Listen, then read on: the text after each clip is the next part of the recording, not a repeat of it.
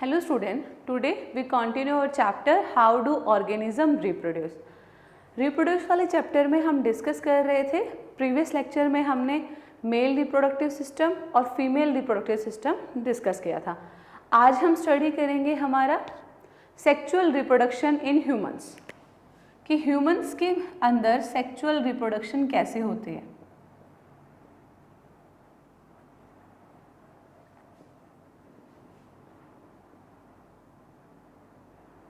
Clear? Sexual reproduction का मतलब क्या है? जिसमें दो पेरेंट्स इन्वॉल्व होते हैं, एक फीमेल एंड मेल. अब हम डिस्कस कर चुके हैं हमारा मेल और फीमेल रिप्रोडक्टिव सिस्टम. तो आपको पता है कि जो मेल गैमेट है, जो मेल जर्म सेल है, वो क्या है? स्पर्म. और फीमेल जर्म सेल या फिर आप बोल सकते हो फीमेल गैमेट, वो क्या है? आपके ओवम या फिर एग. क्लियर? तो सेक्सुअल रिप्रोडक्शन में क्या होता है? फर्टिलाइजेशन होता है. फर्टिलाइजेशन मतलब fusion of male and female gamete. Clear? तो यहाँ पे फर्टिलाइजेशन होगा और फर्टिलाइजेशन प्रोसेस फर्दर आपका जाएगा, जिसके बाद आपका क्या होगा? रिप्रोडक्शन प्रोसेस होता है. तो यहाँ पे हम एक बात करेंगे दो कैटेगरीज की, जहाँ पे आपका फर्टिलाइजेशन हुआ एग का, और दूसरी वो कंडीशन जब फर्टिलाइजेशन नहीं होता. ओके? तो फर्स्ट डिस्कस करते हैं सेक्सुअल रिप्रोडक्शन. तो क्या होता है? Involve mail and female parents, ये दोनों को इन्वॉल्व करता है. ठीक है? फिर क्या होता है? इसमें फर्टिलाइजेशन होता है. फर्टिलाइजेशन क्या है? द प्रोसेस ऑफ फ्यूजन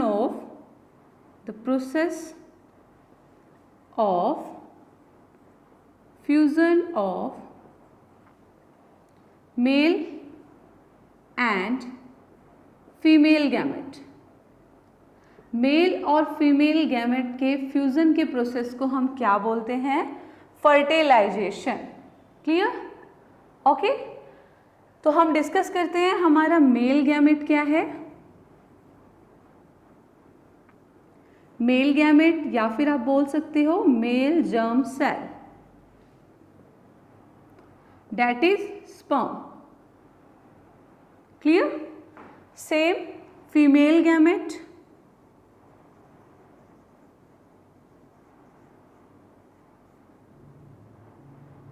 या फिर फीमेल जर्म सेल, इसको हम बोलते हैं ओवा और एग. क्लियर? तो हमारा जो फर्टिलाइजेशन हुआ वो क्या हुआ? The process of fusion of sperm and ova. Clear? और ये फर्टिलाइजेशन टेक्स प्लेस होता है inside the body of female parent. फर्टिलाइजेशन takes place inside body of female parent. Female parent के अंदर होता है. क्लियर? और इसको हम बोल सकते हैं इंटरनल फर्टिलाइजेशन. ओके? क्या बोलते हैं? Internal fertilisation.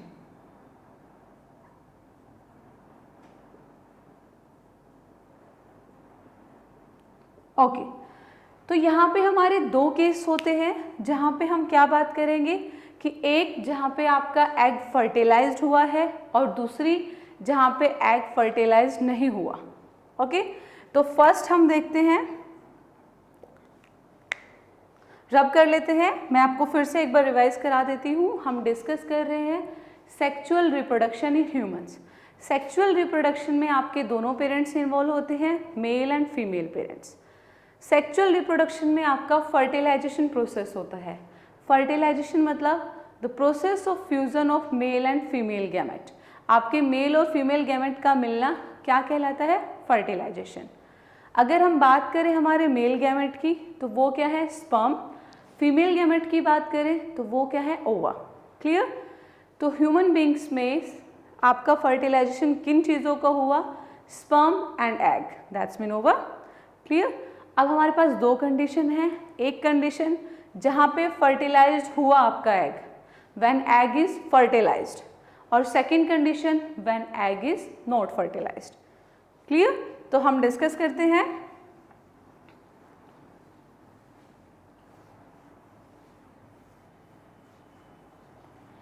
तो फर्स्ट केस हम पहले डिस्कस करेंगे when egg is fertilized. When egg is fertilized, जब आपका एग फर्टिलाइज्ड हो गया है, दैट्स मीन आपका स्पर्म और ओवम दोनों मिल चुके हैं, तो उस प्रोसेस में क्या होता है? तो देखिए, हमने डिस्कस किया था कि हमारे मेल के यूरिथ्रा में से सीमन निकलता है, और सीमन क्या कंटेन करता है? सीमन आपके बहुत सारे मिलियंस ऑफ स्पर्म कंटेन करता है। स्पर्म मोटाइल होते हैं, ठीक है। जब इंटरकोर्स होता है, जब मैटिंग होती है मेल और फीमेल पार्टनर की, ठीक है, क्लियर? तो क्या होता है, मेल पार्टनर के पेनिस में से स्पर्म निकलता है, ठीक है। वो एंटर करेगा कहाँ पे? फीमेल के रिप्रोडक्टिव पार्ट में। फीमेल का रिप्रोडक्टिव पार्ट में किसके थ्रू करेगा? वेजाइना के थ्रू। तो आपके स्पर्म ने एंटर किया वेजाइना के थ्रू, वेजाइना के थ्रू ट्रेवल करके वो कहाँ तक पहुँचेगा? ओविडक्ट तक, मतलब आपकी फैलोपियन ट्यूब तक। समझ में आया? वेजाइना के थ्रू स्पर्म ने एंटर किया, स्पर्म मोटाइल होता है, दैट्स मीन मूवेबल, एंटर करके कहाँ आ गया? ओविडक्ट में, जो आपकी फैलोपियन ट्यूब थी, वहाँ पे आपका एग प्रेजेंट है। जो स्पर्म और एग दोनों मीट करेंगे, clear? Sperm and egg when meted they form zygote, clear? उन्होंने बनाया जाइगोट। अब वो जाइगोट इम्प्लांट होएगा आपका यूट्रस की इनसाइड। अब यूट्रस क्या है? यूट्रस वो पार्ट है फीमेल का जो क्या है, हर मंथ अपने आप को प्रिपेयर करता है अपनी लाइनिंग को थिक करके, ताकि वो फर्टिलाइजेशन प्रोसेस को टेक्स प्लेस कर सके। ओके, तो जब जाइगोट इम्प्लांट होता है यूट्रस पे, तो फर्दर डिवीज़न शुरू हो जाती है, उसकी न्यू सेल्स डिवाइड होना शुरू हो जाते हैं। उसको हम क्या बोलते हैं? एम्ब्रोयो। क्लियर? अब यूट्रस के पास एक स्पेशल टिश्यू है, ओके, तो उसको बोलते हैं प्लासेंटा। अब जो एम्ब्रोयो है उसके अंदर डिवीज़न स्टार्ट हो गई है, वो ग्रो करना शुरू कर रहा है, और उस स्पेशल टिश्यू, उस प्लासेंटा के थ्रू आपका जो एम्ब्रोयो है, अब वो क्या ग्रो करेगा? एक बेबी में ग्रो होगा, आपका एक फीटस बनाएगा, ठीक है। वो फीटस उस प्लासेंटा के थ्रू मदर की बॉडी से सब चीज़ें लेगा, that's mean food, oxygen, everything, और जो भी वेस्ट मटेरियल निकालेगा वो प्लासेंटा के थ्रू ही निकालेगा, ठीक है। और इस तरह से 9 मंथ तक बेबी, आपका जो फीटस है, वो ग्रो करता है मदर के वॉम में, और आफ्टर 9 मंथ उसकी डिलीवरी हो जाती है थ्रू वेजाइना। क्लियर? ओके, तो ये होता है जब आपका एग फर्टिलाइज्ड होता है। क्या क्या होता है एक बार फिर से देख लेते हैं और राइट डाउन करते हैं। Fertilization of egg during intercourse, that's mean intercourse का मतलब है mating of male and female partner,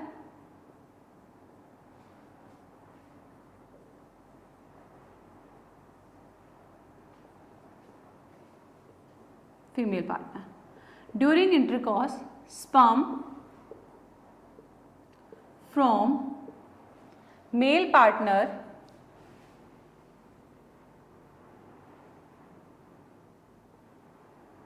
enters into the vagina of female partner. Clear? तो क्या हुआ? इंटरकोर्स के ड्यूरिंग स्पर्म मेल पार्टनर से एंटर हुआ वेजाइना में, किसके? फीमेल पार्टनर के, ठीक है। इट ट्रेवल टू, कहाँ तक ट्रेवल करेगा? आपका ओविडक्ट तक, that's mean fallopian tube. Oviduct या फिर आप बोल सकते हो फैलोपियन ट्यूब, ठीक है। एंड हेयर और यहाँ पे इट फर्टिलाइज्ड विद, किसके साथ फर्टिलाइज्ड हो जाएगा या फ्यूज हो जाएगा? क्लियर? इट फ्यूज या फिर fertilized with egg and form zygote. क्या फॉर्म किया उसने? जाइगोट फॉर्म किया। जो फर्स्ट होता है आपकी स्टेज बेबी की, वो जाइगोट होती है, ठीक है, with egg and form zygote. Clear? Now zygote is implanted, उसको इम्प्लांट किया जाता है, implanted at the wall of uterus, आपके यूट्रस के वॉल पे, फॉर फर्दर डेवलपमेंट, आगे की डेवलपमेंट के लिए। क्लियर? क्या हुआ, आपने जाइगोट को इम्प्लांट कर दिया किस पे? हम नहीं करते, वो नेचुरली होता है। आपका जाइगोट इम्प्लांट हो जाता है आपके यूट्रस की वॉल पे फर्दर डेवलपमेंट के लिए। Here it divided, here it starts dividing and form embryo, और उसके बाद क्या बनाएगा? Embryo. Here it starts dividing into cell, वो सेल्स में डिवाइड होना स्टार्ट हो जाता है, two cells and form embryo. Okay, this embryo takes food and air, food and oxygen, that's mean oxygen from special tissue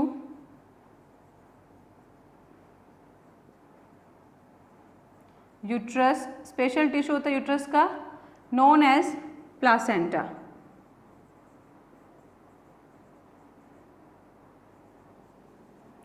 from mother's body, mother की body से placenta के through वो सारी चीज़ें लेता है, ठीक है, फूड भी, ऑक्सीजन भी, and also remove waste from it, और इसी से क्या करता है? वेस्ट को रिमूव करता है। क्लियर? ओके, तो ये था हमारा कि क्या होगा फर्टिलाइजेशन के बाद, ठीक है। Hair growth of foetus, foetus वो स्टेज है बेबी की जहाँ पे उसके सारे बॉडी पार्ट्स को हम आइडेंटिफाई कर सकते हैं। All body parts can be identify, उनको हम आइडेंटिफाई कर सकते हैं, उस स्टेज को हम बोलते हैं foetus. Clear?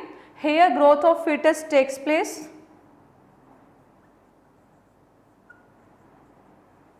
for 9 months.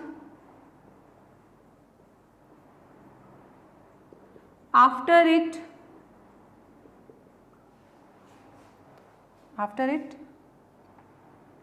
it comes from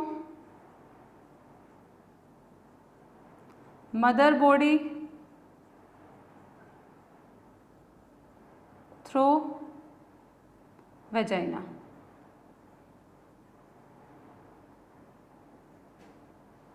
clear? तो वो मदर बॉडी से वेजाइना के थ्रू आपका क्या आता है? बाहर आता है। ओके,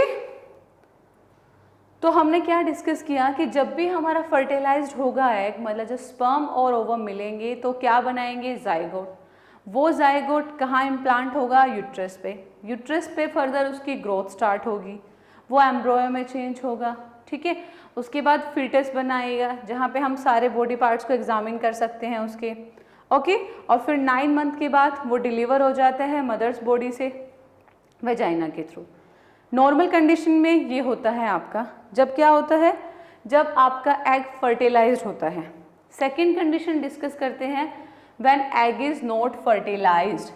अगर आपका एग फर्टिलाइज्ड नहीं हुआ, तो हमने पढ़ा था कि जब भी प्यूबर्टी वाली एज आती है तो फीमेल के अंदर मेंस्ट्रुएशन प्रोसेस स्टार्ट हो जाता है। मेंस्ट्रुएशन मतलब जिसमें यूट्रस की आपकी थिक वॉल, जो आपकी ये थी यूट्रस की जो थिक वॉल थी, वो रेडी हुई थी कि वो बेबी को इम्प्लांट कर सके, आपके जाइगोट को इम्प्लांट कर सके, वो क्या हो जाती है, शेड ऑफ हो जाती है और ब्लीडिंग निकलती है वहाँ से, ठीक है, तो उसको बोलते हैं मेंस्ट्रुएशन।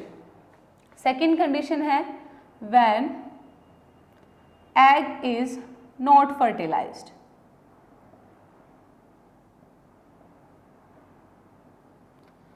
तो जब एग आपका फर्टिलाइज्ड नहीं हुआ, दैट्स मीन उसको क्या नहीं मिला, आपके एग को स्पर्म नहीं मिला, तो उस कंडीशन में क्या होगा, मेंस्ट्रुएशन होगा। मतलब वो प्रोसेस जो हर फीमेल बॉडी में 28 to 30 डेज के बाद एक साइकिल चलती है, जिसमें क्या होता है, आपके यूट्रस की थिक वॉल शेड ऑफ हो जाती है और क्या होता है, ब्लीडिंग होती है। ओके, तो जब अगर फर्टिलाइजेशन हुआ तो आपका बेबी ग्रो करेगा, अगर फर्टिलाइजेशन नहीं हुआ तो सिंपल आपकी मेंस्ट्रुएशन साइकिल चलेगी जिसमें आपको ब्लीडिंग होगी। Okay, clear? When egg is not fertilized, then regularly menstruation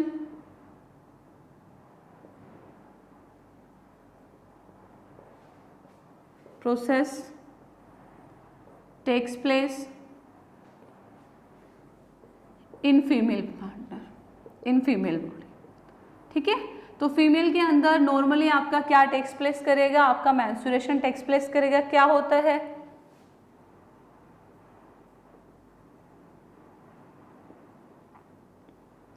the process of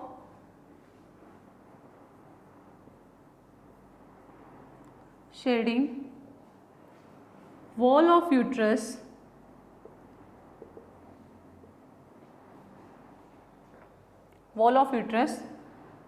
in form of bleeding through vagina, vagina के थ्रू होता है आपका। Okay, through vagina it takes place after 28 to 30 days. It occurs from कितने दिन तक चलता है ये, 4 to 7 days, ठीक है। और जो एग था आपका, तो वो क्या हो जाएगा, रिलीज हो जाएगा। Egg is released from female, clear. तो क्या हुआ, देखो, अगर एग को आपका स्पर्म मिल गया तो वहाँ पे फर्टिलाइजेशन होगा। अगर स्पर्म नहीं मिला तो egg is release from female body, female body से रिलीज हो जाएगा आपका एग। उसके बाद क्या होगा, then regularly menstruation process takes place होगा फीमेल में। वो क्या होता है, the process of shedding wall of uterus in form of bleeding, bleeding की फॉर्म में जो यूट्रस की वॉल थी जो प्रिपेयर करती है ताकि वो इम्प्लांटेशन कर सके। अब जब फर्टिलाइज ही नहीं हुआ तो इम्प्लांटेशन नहीं होगा, तो वो शेड हो जाएगी, वेजिना से निकल जाएगा सारा ब्लड। और इस ऐसा आपका 28 to 30 डेज में होता है ऐसी साइकिल, और ये अकर करता है कितने डेज तक, आपके 4 to 7 डेज तक, क्लियर। तो बहुत इंपॉर्टेंट था आपका कि जब फर्टिलाइज होता है तो क्या प्रोसेस होता है, और फर्टिलाइजेशन नहीं हुआ तो क्या हुआ। ओके, तो आपको इतना ही करना है अभी के लिए। Thank you.